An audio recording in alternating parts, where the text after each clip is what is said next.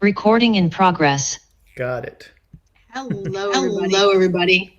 And welcome to Keeping It Spiritually Simple. It is my honor today. I'm so excited to have Daniel Scranton. It's taken me a long time to get him on my books. And I've been working with him for a number of years now. It's been most helpful in my spiritual growth.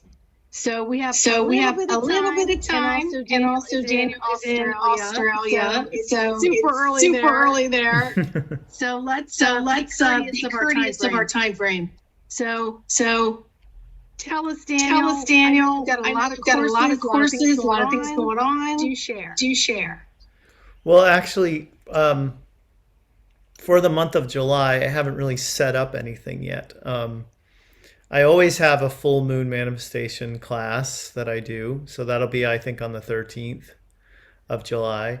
A group healing event. I forget when that's scheduled for in July. And my next course, I think, will be Ascending to the Fifth Dimension course. And that'll start on July 18th. But every Thursday, I have a group live Q&A where I channel a different group.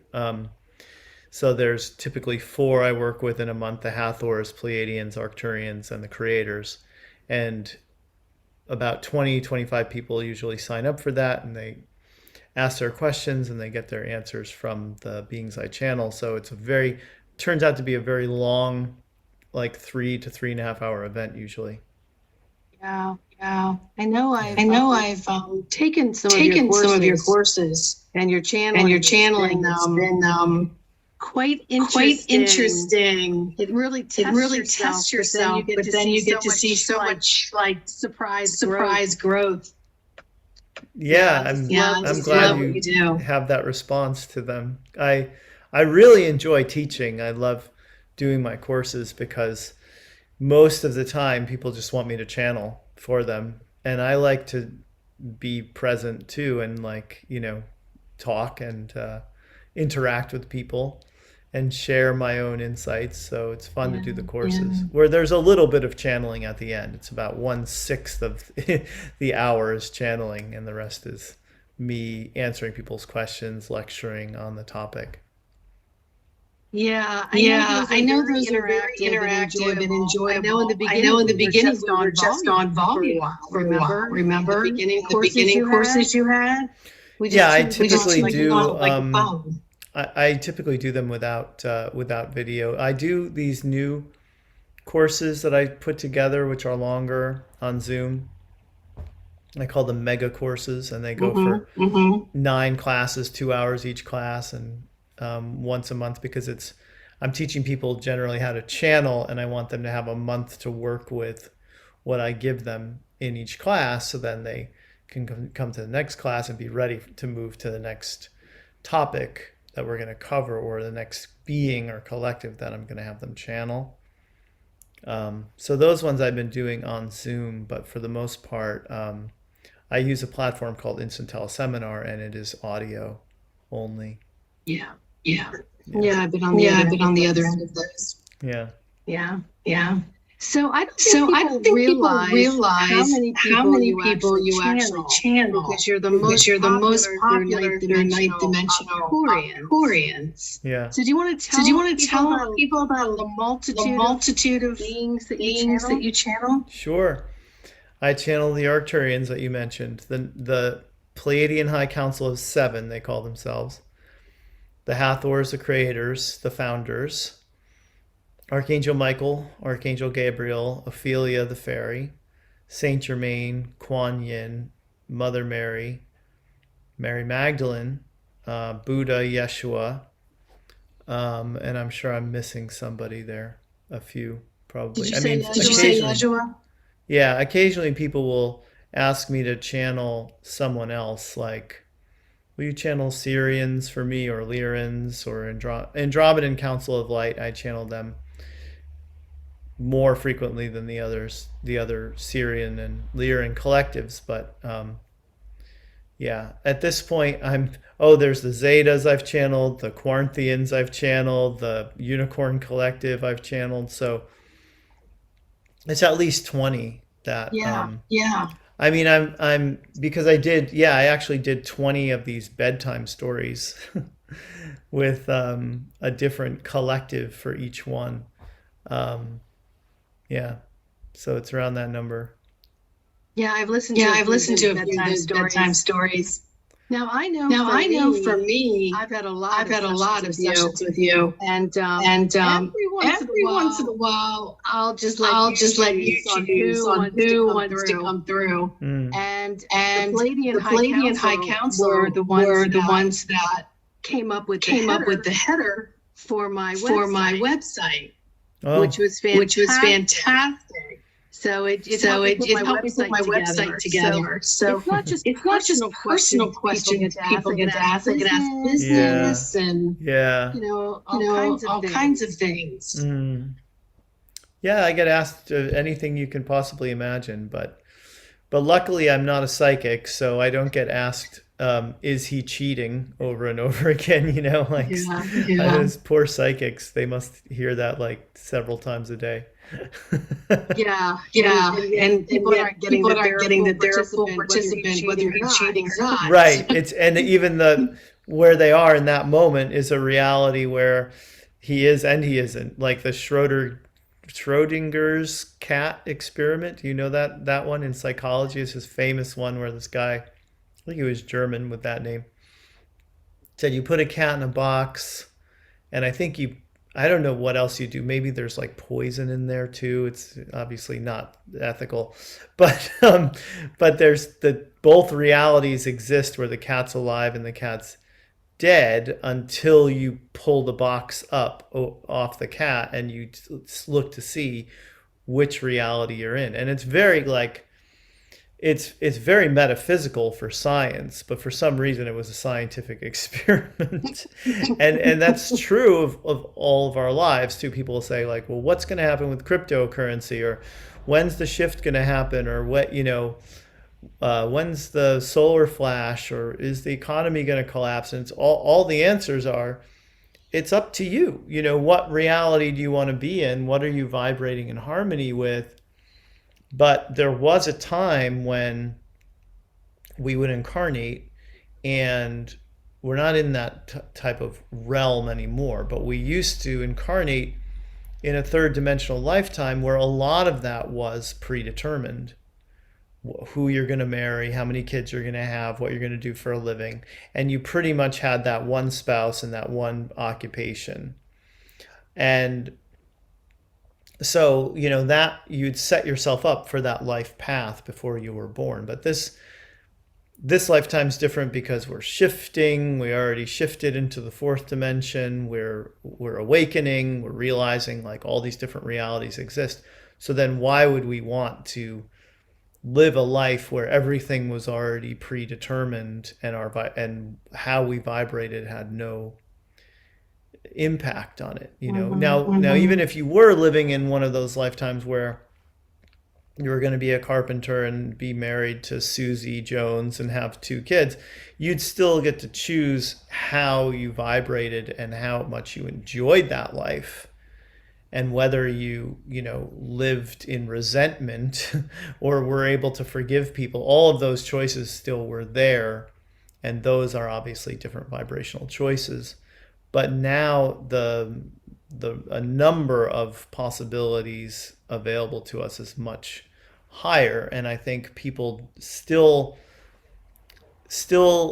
think they're living in the old system of, well, I must have a contract with this person, and there must be some sort of agreement here that I can't get out of. And the truth is, you have an agreement, I'm sure, to meet up with certain people, but once the meeting has taken place, then it's up to you what transpires from there. Now, you may have karma with that person, and then certain things are going to happen. But again, then you get to choose, is this person going to become a soulmate for me, or is this person going to be someone that I just break up with because of this issue that we're having? Yeah, I just had a conversation with someone this morning about about me living in DC. And I said, I'm perfectly safe. And it It doesn't matter what money currency we're in or what's going to happen. I know that I'm going to be fine. I just completely know it. So I'm in a different reality than the other people who feed all of that fear. Well, now you're talking also about conspiracies, and one of the things that my favorite channeled being that exists right now is a being named Bashar, who I'm sure you know. And what I loved, because during the pandemic and during the whole Trump administration, all that, when I saw all the conspiracies out there, one of the things that I would sometimes fear is like, well, what if they're right? Like, what if all this is true? And then luckily I stumbled upon a Bashar channeling that really brought me a lot of solace. There are lots of things that brought me solace, but he said because a lot of people who are into ETs, which Bashar is, and into UFOs are also really into conspiracies. So a lot of people will go up there and talk about this, that, or the other conspiracy. And he said to them, look, you can make any conspiracy true. Any conspiracy you focus on, you can make that true. So you have to ask yourself, do I want this to be true? So all the people right now who are in the new age, who are going to those websites where all people ever talk about is the dark cabal and what's going on and what they're putting in the vaccines and all these things, they're just creating those realities for themselves without realizing that they are, because they're tuning in to someone else's psychosis, because a lot of it is paranoia. And of course, when people get into their fear, when you're in your fear, what do you have? You have fearful thoughts. Those are the thoughts you have access to. So then those are the realities you're creating for yourself. And so you'll see evidence of it everywhere. You'll go, see, it's true. But it's only true if you make it true. You can also live in a reality where most people are just doing the best they can, and most people are not caught up in any kind of conspiracy or not being puppeted by anyone. And that's the reality I want to live in. So that's what I focus on.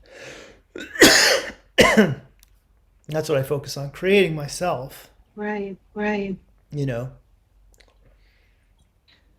Yes, I'm right there with you.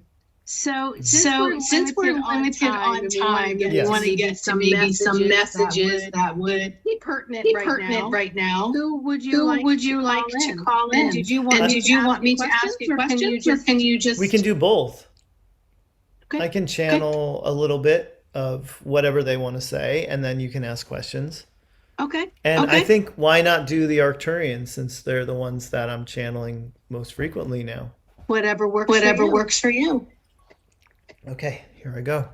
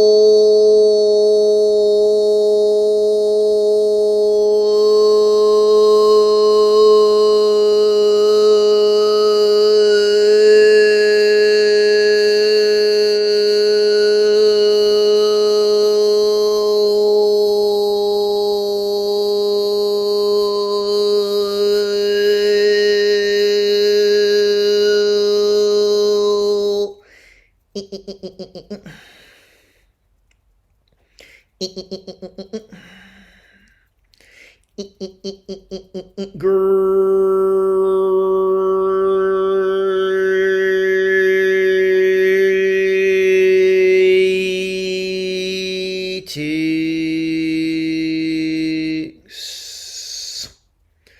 Well, the Victorian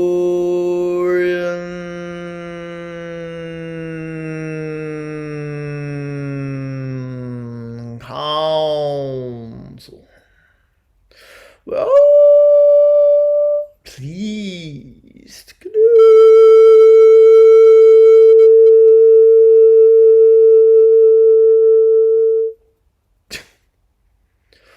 Will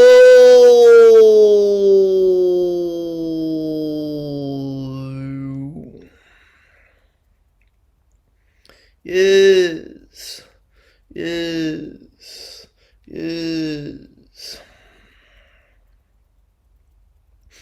we are very pleased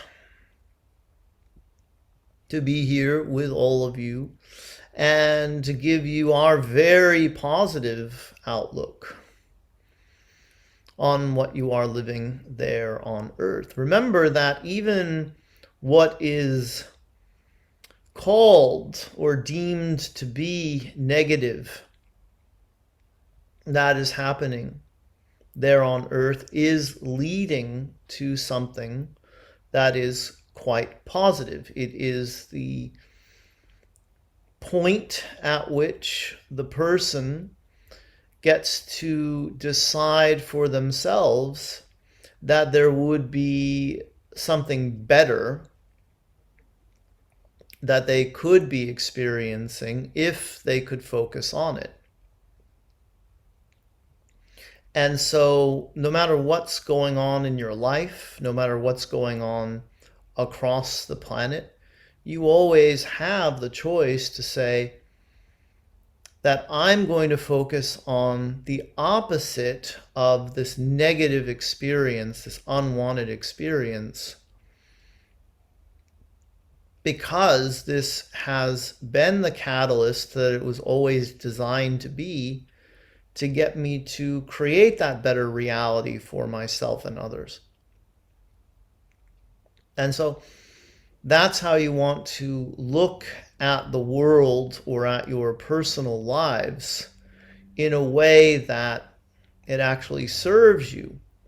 It actually serves you to have challenges. It serves you to have things that are not going perfectly and smoothly, because it forces you into an expansion. It forces you to grow spiritually and to realize that if this exists, so does its opposite in this universe. If I'm experiencing lack, then my abundant self is out there somewhere, and I just need to tune into them in order to become one with that version of myself.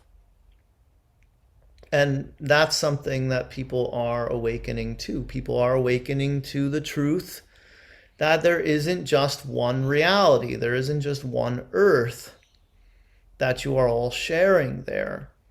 You get to jump to different timelines. You get to jump to different realities, different earths, different yous that are living in those realities. How do you explain spontaneous remission from cancer? It happens when the person's consciousness jumps to a different body, a body that has no cancer. And when something happens like that, that seems miraculous, that seems like it was something no one could have predicted, it's because the desire within the person was strong enough to jump to a reality that was markedly different from the one they were just in. So that's something else that these negative circumstances in the world and in your lives can help you to do. They can help you to have a stronger desire and get clearer about what it is that you do want, so you can gravitate towards those preferred realities, which is all they are, is the reality that you've determined through the living of your life would be the better reality for you to experience. And that's different for different people. And that's all okay, because everyone gets to go to their preferred reality. If they at some point realize that they have the ability to do that and they have the opportunity to do that, and then all they have to do is learn how to master their vibration, which is a lifelong pursuit for anyone who has ever set out to do it. But it is possible, and it's only possible when you pay attention to what you're vibrating and you care about how you feel. That's going to make the biggest difference in people's lives, is to care about how they feel and then to be willing to do something about it if they don't feel as good as they could feel in that moment.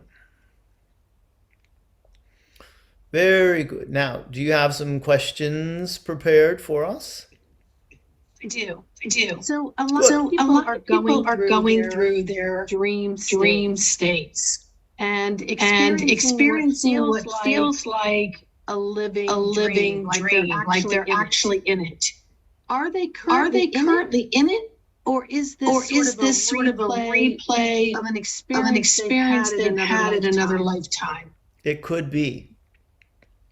It does vary from person to person and from dream to dream. So we can't just give you a one-size-fits-all answer. But if it seems like it's something that happened in the past or in a parallel universe or parallel timeline to the one they're on right now, then that's what it is. But if it's involving ETs, involving people that are in this particular reality with them, on this particular timeline with them, then it's more likely that they're having a memory of an astral projection of their consciousness where they traveled to another dimension or another star system or a spaceship, and they interacted with ETs and other humans that they know in this particular lifetime and in the reality they're living in. And they bring all of that back and they try to make sense of it, and it can seem like a very chaotic and jumbled up dream because it's hard for the mind to make sense of what they just experienced. Thank you. Yeah. Now, one of the things that I notice is things look very mechanical. Like I look at the sky and things move mechanically and go in and out of contrast. I'm seeing like what I think is fairies or fireflies, but they're zipping, they're not flying normal. Can you explain a little bit of that? What I'm seeing? Well, you do have a tendency when you awaken to start to activate multiple gifts. And right now you are experiencing an explosion of your gift of clairvoyancy, being able to see interdimensionally, being able to see that which would be cloaked for most people. And clairvoyancy also includes psychic abilities, intuitive abilities, which you know you also have. So it comes with a lot for you to unpack, and then also for you to master. Once you do realize you have the gift, and then you start working with it consciously. Thank you. Thank you. Yeah.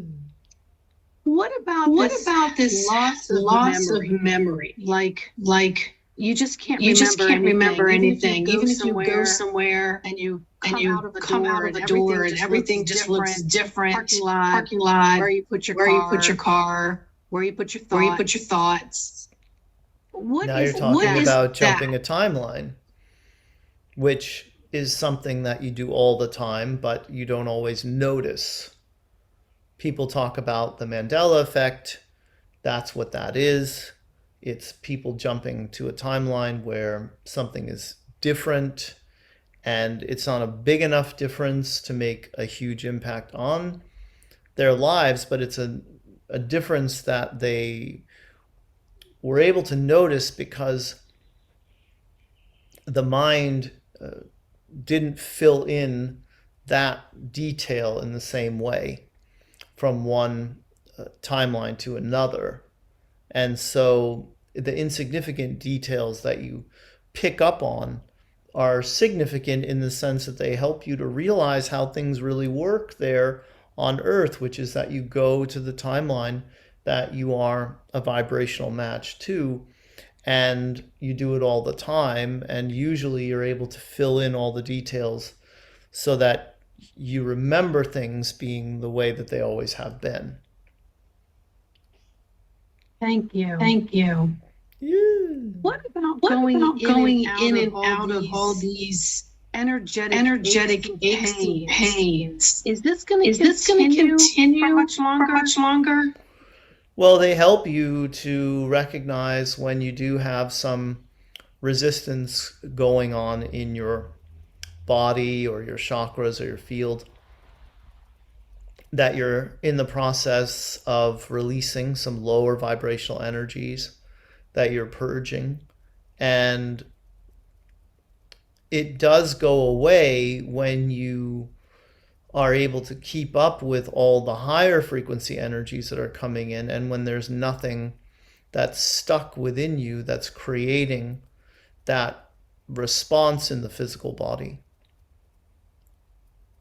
Thank you. Yeah. Is there a suggestion to keeping this higher vibration so that you don't continue to dip into all these aches and pains? Well, you pay attention more to what you're focusing on and how you're focusing on it. You pay attention to how you're feeling, how you're vibrating, what you're thinking about. And all of that is the goal of the one who seeks spiritual mastery. You seek to be present in the moment, running inner peace, vibrating at the frequency of love. And when something does happen, either responding to it with forgiveness or compassion, rather than resentment, anger, violence, argumentative conversation. You have to get to that point where you are unflappable.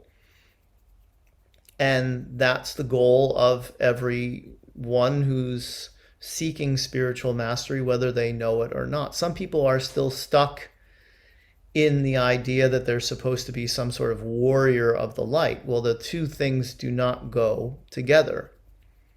Light has nothing to do with war. Darkness has plenty to do with war, because from that lower vibrational place, you feel like you have to conquer others, you have to defeat others. But you are there to simply be the light, not to go to some sort of battlefield with your light and defeat the dark. You're there to love the dark. You're there to embrace the dark, to have compassion for the dark. And when people realize that, they stop resisting it. When they stop resisting it, they don't see as much of it, because what you resist, you still need to make peace with. You still need to forgive, to accept. And all of that comes with the desire for spiritual mastery, which is what we would hope that people who are awake are truly after. Thank you. Thank you. Now I know we're running out of time. So I'd like to ask on behalf of myself and all of our listeners to have a blessing, please. Very good. What we want you to all know is how blessed you are all the time. And what we would like to do is to encourage all of you who are tuning in to close your eyes and relax. Take a deep breath and feel yourself grounding completely into your physical body. Now imagine yourself being like a flower. See if you can vibrate in harmony with a beautiful flower. And see yourself as this beautiful flower blossoming, opening up to the sunlight and the rain. Except for you, it's the love, the compassion, the healing, the support, the higher frequency energies that are raining down upon you all day, every day, from so many sources, from so many helpers that are tuning into you specifically and tuning into humanity as a collective. And when you let all of that in, you can feel it coming in through the crown of your head. You can feel it coming in to the palms of your hands. If you hold your hands out with palms facing up, hold your arms out wide, uncross your legs. You can feel the divine blessings and the blessings coming from the galactic family that you have. You can feel those energies causing you to have goosebumps and tingles and warm sensations in your body. And you can know that you're always being offered these blessings. You don't even have to ask. You don't even have to specifically ask Archangel Michael or Yeshua or whoever you tend to ask.